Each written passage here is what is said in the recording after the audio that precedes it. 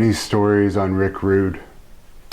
Lots of stories on Rick Rude. I mean, Rick was something else. Remember one time we wrestled in Cape Girardeau, Missouri, right?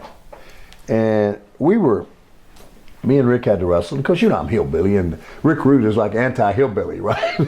The looks and everything. He's a pretty boy, he's a stripper kind of guy, We were doing our match, and we were having a good little match. And so somehow or another, Rick threw some kind of punch at me or something. And when he did, his elbow, boom, come through and caught me right here in that little spot temple. And it stung like hornets, a bunch of hornets. And I said, that's going to bring something. It's got to, because it's right there on that bone. And Rick hit me, and he come back, and when he did, I said, ugh. And then of course he got me, and he turnbuckled me.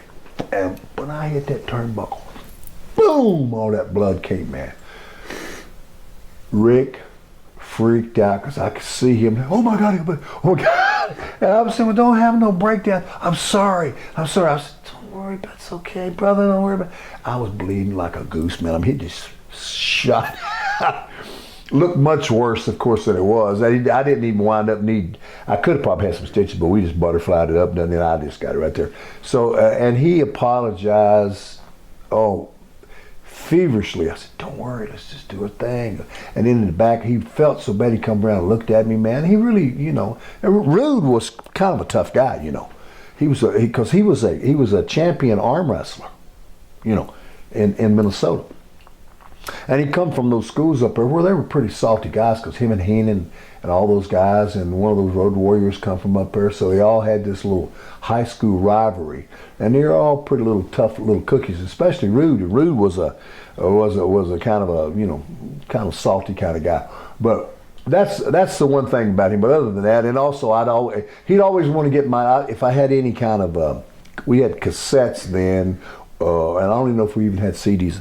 He'd always want to get my cassettes in there, and he was real bad at not wanting to give them back to me.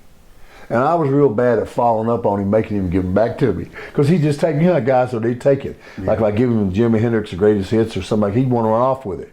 I said, Ricky, where's my Jimi Hendrix greatest hits? And because I know he was going to keep it.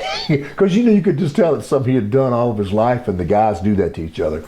But he was a character, and I think about Rick a lot, and miss him, Henning, Boss Man.